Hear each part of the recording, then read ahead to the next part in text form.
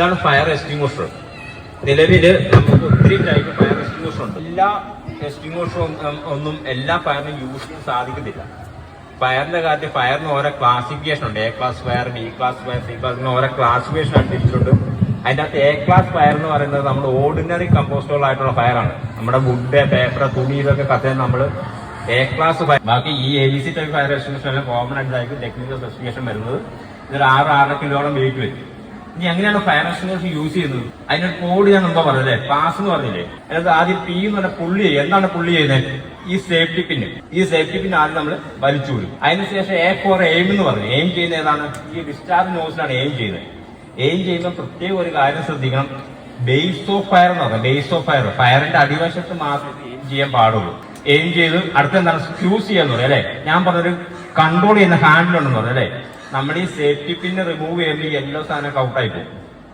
ഇവിടെ നമ്മളിങ്ങനെ കൈപ്പിടി അമർത്തുക ചെയ്യുന്നത്. കൈപ്പിടി അമർത്തുമ്പോൾ ഇത് വർക്കിംഗ് ആയി. അപ്പൊ നമ്മൾ പുള്ളി ചെയ്ത് എയിം ചെയ്ത് സ്ക്യൂസ് ചെയ്ത് വർക്കിംഗ് ആയി. ഇനി ഒരു എസ്സും കൂടെ ഉണ്ടല്ലേ. ഫയർ ഒരിക്കലും ഒരു പോയിന്റിലായിരിക്കുമല്ല, സ്പ്രെഡ് ചെയ്തായിരിക്കും. അപ്പൊ നമ്മൾ സൈഡ് ടു സൈഡ് ഇങ്ങനെ സ്റ്റിക്ക് ചെയ്ത് കൊടുക്കും. ഇതാണ് ഫയർ എക്സ്റ്റിംഗ്വിഷർ യൂസ് ചെയ്യുന്ന കോമൺ ആയിട്ടുള്ള വർക്കിംഗ് മെത്തേഡ് ഇതാണ്. പക്ഷെ ഇത് സിമ്പിൾ ആയിട്ട് നമുക്ക് പെട്ടെന്ന് ഓർത്തിരിക്കാണ്ട് പാസ് എന്ന് ഓർത്തിരിക്കുക. എന്താണ്? പുള്ളി ചെയ്യുക, എയിം ചെയ്യുക, സ്ക്യൂസ് ചെയ്യുക, സിറ്റ് ചെയ്യുക. ഇത്രയാണ് ഫയർ എക്സ്റ്റിംഗ്വിഷർ യൂസ് ചെയ്യുന്ന കോമൺ പറയുന്ന പേര്. ഇതിന്റെ ഡെമോൺസ്ട്രേഷൻ കാണിച്ചാൽ എങ്ങനെയാണെന്നുള്ളത് നമ്മൾ പോയിന്റ് ചെയ്യുന്നതിന് ശേഷം മാത്രമേ എടുക്കാൻ പാടുള്ളൂ. അതുപോലെ തന്നെ ഒരു ഫയറിന്റെ തൊട്ടടുത്ത് പോയി നമുക്ക് ചെയ്യേണ്ട കാര്യമില്ല. ഇതിന്റെ ത്രോട്ട് എന്ന് പറഞ്ഞാൽ 2-2.5 മീറ്ററോളം കിട്ടും. അപ്പൊ അവിടെ ഫയറാണെങ്കിൽ നമുക്ക് ഇത്ര മാറിയിരിക്കാം, 2-2.5 മീറ്ററോളം മാറിയിരിക്കാം. തൊട്ടടുത്ത് പോയി നിൽക്കേണ്ട ആവശ്യമില്ല. അതുപോലെ തന്നെ ഒരിക്കലും നമ്മളൊരു പാനലോ കാര്യങ്ങളൊക്കെ കത്തുന്ന ഫയർ എക്സ്റ്റിംഗ്വിഷർ യൂസ് ചെയ്യല്ലേ, ഒരു ഭിത്തിയല്ലൊക്കെ. അങ്ങനെ ചെയ്യുമ്പോൾ നമ്മുടെ മുഖം ഒന്ന് റിട്ടേൺ പിടിക്കണം. ഇതിനങ്ങനെ പറയുന്നത്. അല്ലെങ്കിൽ ഇത്രയും പവർ ചെന്ന് ഈ പവർ ഒന്ന് അടിച്ചിട്ടോ നേരെ തിരിച്ച് നമ്മുടെ മുഖത്തടിക്കും. നമ്മുടെ മുഖത്തടിച്ച് നമുക്ക് ബോഷയും വരും. അപ്പൊ നമുക്ക് അപകടം സംഭവിക്കും. ഒറ്റ പ്രസ് ചെയ്തു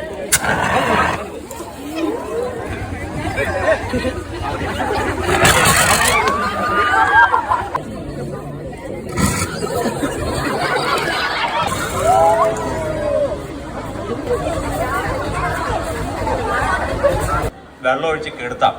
അതിനിവിടെ ഒരു സിസ്റ്റം വെച്ചിട്ടുണ്ട്. ഇതിന് ഹോസ്റ്റേൽ സിസ്റ്റം എന്ന് പറയും. ഈ ഹോസില്ലേ, ഈ ഹോസിന് 30 മീറ്റർ നീളം കാണും. ഇപ്പോൾ ഒരു ഫയർ നടക്കുവാണെങ്കിൽ ഇതിൻ്റെ എൻഡി പിടിച്ച് നമുക്ക് ഇങ്ങനെ പോകാം. ഇതിങ്ങനെ റൊട്ടേറ്റ് ചെയ്യും. റൊട്ടേറ്റ് ചെയ്ത് നമുക്ക് ഈ നോവായിട്ട് നിന്നിട്ടുണ്ടെങ്കിൽ ഫയർ എവിടെയാണ് അടിച്ചാൽ നമുക്ക് ഫയർ ഫൈറ്റ് ചെയ്യാം. ഇതിൻ്റെ സ്റ്റാർട്ടിങ് ഇവിടെ ഒരു എപ്പോഴും ക്ലോസ് ആയിരിക്കും. നിങ്ങൾ ഉപയോഗിക്കുന്ന സമയം ഓപ്പൺ ആക്കിയിട്ടുണ്ടെങ്കിൽ അവിടെ വെള്ളം വരും. ഒരുപാട് ഫയറൊക്കെയാണ് നമുക്ക് ഇത് ഓപ്പൺ ചെയ്യാൻ. നിങ്ങൾക്ക് പിള്ളേർക്കൊക്കെ പെട്ടെന്ന് എടുക്കാം. വലിയ വെയിറ്റോ കാര്യങ്ങളൊന്നും ഇല്ല. ഇത് ഓൺ ആക്കുമ്പോൾ തന്നെ ഓട്ടോമാറ്റിക് നമ്മുടെ ശരീരത്തിൽ വീണാൽ അങ്ങനെ നമുക്ക് പ്രത്യേകിച്ച് സൈഡ് എഫക്റ്റോ കാര്യങ്ങളൊന്നും ഇല്ല. അത് ഫ്ലെയിമബിൾ ആയിട്ടുള്ള പൗഡറും അല്ല, കത്തത്തില്ല. പക്ഷേ സാന്ദ്രത കുറവുള്ള വസ്തുവാണ്.